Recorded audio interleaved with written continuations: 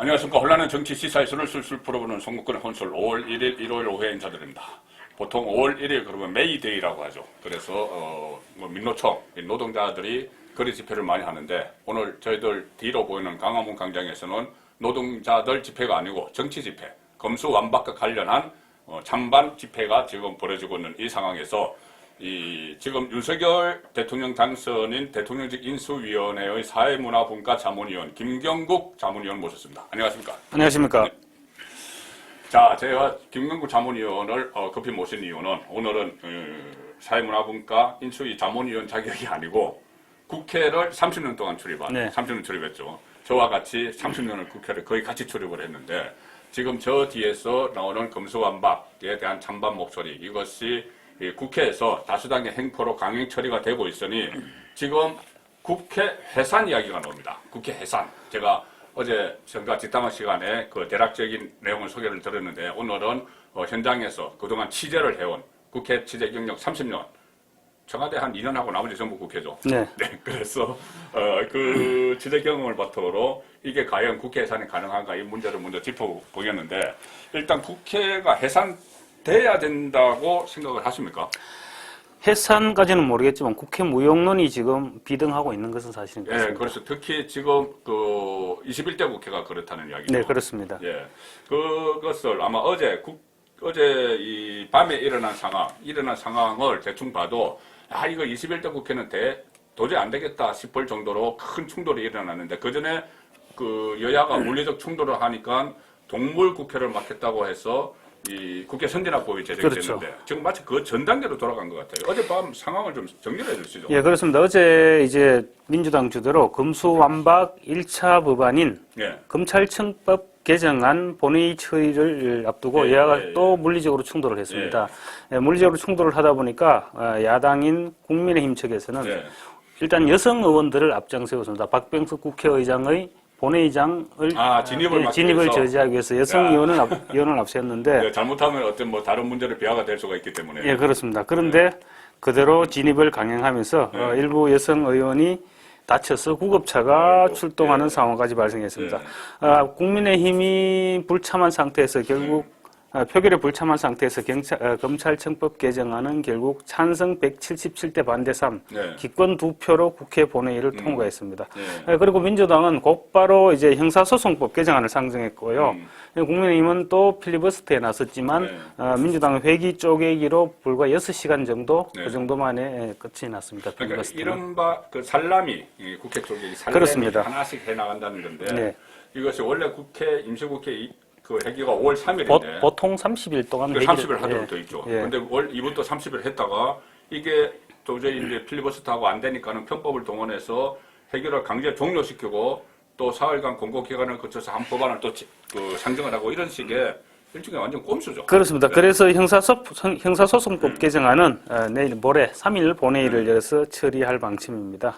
그리고 5월 3일 날 또 처리하면은 여기 또 하나의 꼼수가 등장합니다. 뭐냐면은 5월 3일이 국무회의가 있는데 국무회의에서 의결을 하려고 합니다. 마지막 국무회의 문재인 정부. 그런데 국무회의는 여태까지 오전 10시에 열어왔습니다. 그런데 오전 10시까지는 이 법안이 처리가 안 되니까 국무회의를 또 오후에로 미루거나 다음날 임시국무회의를 여는 그러니까 이것도 문재인 대통령도 이번에 꼼수에 가담을 해야 됩니다. 예, 그렇습니다. 아마 임시국무회의를 열어서 문재인 대통령이 제거하는 방식을 취하지 않을까 생각됩니다.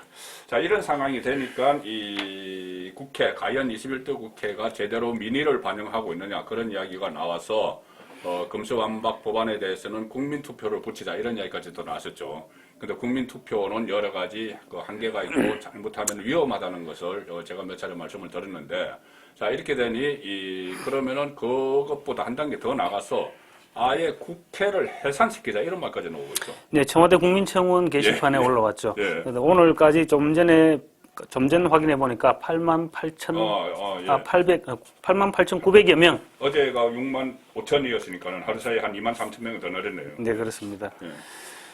그런데 여기가 이제 20만이 되면은 청와대에서 답변을 해야 되는데 이것은 문재인 정부는 이제 퇴임을 하니까 답변을 할 일은 없는 것 같은데 어쨌든 이제 이 실효성을 한번 따져봐야, 그 가능성을 따져봐야 되죠. 예, 그 전에 예. 이제 국민청원 게시판 이 문제도 사실은 민주당이 어떤 국민 민의를 청와대 측에서 민의를 수렴한다기보다는 어떤 지지층 결집. 그렇죠 지지층 결집용으로 했던 그렇죠. 운영해왔던 측면이 다분하죠. 그렇죠. 지금까지 그래갖고 또 얼마 전에 문재인 대통령이 마지막 청문에 대해서 본인이 직접 답변을 하면서 또 윤석열 당선인 공격을 하고 또 자아자찬을 하고 이해할 수 없는 일들이 이해할 수 참 없는 그런 정권 말기에 예. 예, 그런 일이 벌어지는데 국민청원 답변까지 이제 활용을 했는데 어쨌든 지금 국민청원에서 국민투표를 통해서 21대 국회를 해산하자. 자, 이렇게 됐습니다. 일단 이 해산 이게 가능한지 그것부터 봐야 되는데 일단 국민청원을 한 사람은 국민청원 게시판에 이렇게 썼습니다. 국회는 국민투표가 확정된 날부터 해산한다. 국회 해산과 동시에 국회의원 임기는 종료한다. 해산 후 30일 이후 60일 이내에 국회의원 선거를 실시한다. 자, 이렇게 상당히 그리고 그 밑에 구체적으로 지금 민주당이 잘못한 일, 그리고 또 야당도 거기에 대해서 적절히 대응하지 못했다. 자, 이런 주장을 내놓으면서 국회를 해산하자고 그랬는데, 국회가 해산된 적이 지금까지 우리나라에서 한 4번 있었던 것 같아요. 네네, 그랬었죠. 근데, 예, 말씀하시죠. 예, 그래서 1960년에 그 4.19 때 자진 해산을 했고, 61년 5.16 때 군사정부 포고령으로 해산을 시켰고, 그 다음에 10월 요신 때 이 초헌법적인 해산이 됐고, 전두환 시절 50 때는 이 헌법 부칙에 아예 이 헌법 시행 당시 국회의원 임기는 헌법 시행과 동시에 종료된다 해서 다 종료시켜 버렸고 50 헌법에서는 국회 해산권을 규정을 했는데 60 헌법에서 이것을 전면 삭제를 했습니다. 자, 예. 국회의원 임기 4년으로 규정을 하면서 사실상 해산권이 없어진 셈이죠. 그러니까 국회의원 임기는 4년으로 한다고 규정을 했기 때문에 이것을 또 강제로 4년 전에 종료시키면은 이것이 또 위헌이 되는 그런 상황이 되는 현행법상으로는 아마 국회 해산이 어려운 걸로 알고 있습니다. 예. 그리고 국회 해산도 어렵고 국회의원에 대해서는 국민소환제도 없습니다. 지방자치단체장이나 지방의원은 주민소환제 실천 부분함을 소환이 되는데 그런 것도 없는 이런 상황이라서 지금 결국 이 자진 해산을 압박을 해야 되는 그렇다면은 이 청원인이 요구한 국민투표를 해야 되는데 이 국민투표가 이 자체가 또 어떤 강제 요건이 안 됩니다. 그런데 또 뭐 중앙선관위에서 국민투표라 뭐 불가능하다 뭐 이런 얘기도 했는데 그런데 또 어떻게 보면 우리나라 최고법이 헌법이죠. 그렇죠. 헌법에는 분명히 대통령의 국민투표 실시권이라 그럽니까? 그렇죠. 부의하는 예, 국민투표 부의권이 헌법에 명시되어 있죠. 그런데 이 부분을 헌법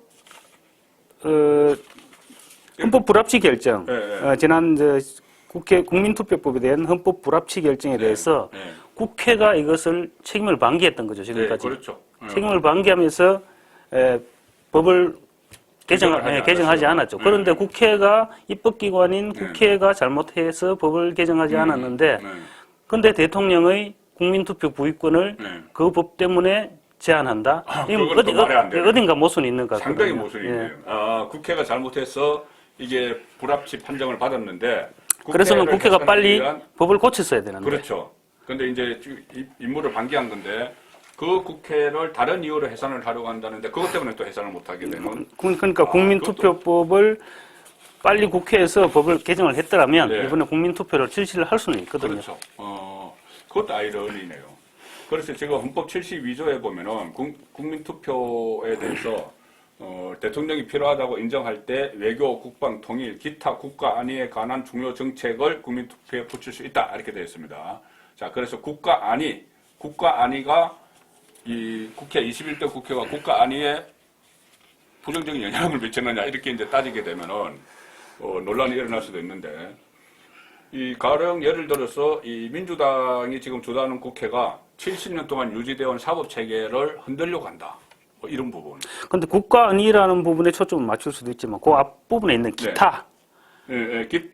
기타라는 부분에 초점을 맞출 수도 있지 않겠습니까? 그렇죠. 그러니까 국가 안위라는 것이 이 앞에 외교, 국방, 통일 외에 여러 가지 국가 안위를 이야기하고 있으니 이 가령 예를 들어서 국민 생활 전반에 이제 불편을 주는 그런 그 헌법 사법 체계를 흔드는 것, 그리고 남북 합의 같은 거, 그 군사 합의, 뭐 이런 부분에 대해서 인준을 추진을 하려고 하는 이것도 국가 안위로 될 수 있고, 어쨌든 저도 그 서정욱 변호사라고 있지 않습니까? 네네. 이 서정욱 변호사 농객인데, 법조 농객인데, 서정욱 변호사에게 이렇게 같이 이야기를 해봐도 이거 포괄적으로 해석을 할 수 있다는 거예요.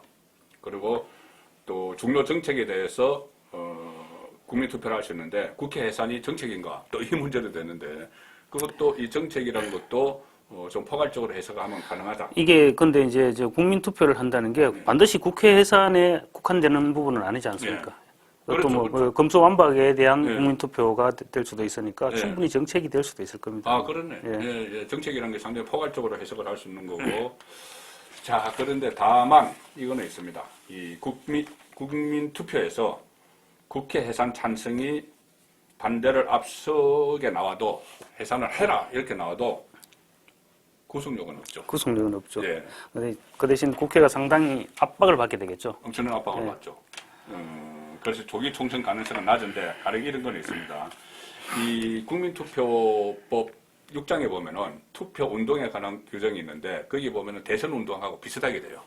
연설에 있고 토론에 있고 방송에서 또 의무적으로 토론도 해야 되고 집회도 있고 현수막도 붙이고 인쇄물도 나누고 합니다. 그러면은 이 국회 21대 국회가 민주당이 주도한 21대 국회가 제대로 해왔는지 안 해왔는지 이게 막 토론이 붙거든요. 토론이 붙고 이제 결과와 상관없이 그 과정에서 이 민주당 다수당의 행포가 막 드러나게 되고 또 그 결과 투표를 해서 해산을 해야 된다. 이게 많게 되면은 해산을 해야 된다고 많게 나왔는데도 민주당 국회의원들이 그것을 구속력이 없으니까 해산은 무슨 해산하고 계속 다수당의 행포를 앞으로 불어나간다면 어떤 결과가 나오느냐. 다음 총선에서 국민 심판을 받게 되겠죠. 받겠죠. 자기 그런데 이제 지역구에서 만약에 국민투표권을 이번에 국민투표를 보유를 한다면 예. 이번 당장 지방선거부터 영향을 받지 않겠습니까? 당연 영향을 받죠. 그렇죠. 지방선거에서도 이 부의가 된 것 이것만으로도 일단 그 민주당의 행포 여기에 대해서 또 이슈가 되니까는 지방선거와 동시에 만약에 국민투표를 한다면 네. 뭐 온갖 이슈들이 다 폭발하겠죠. 네.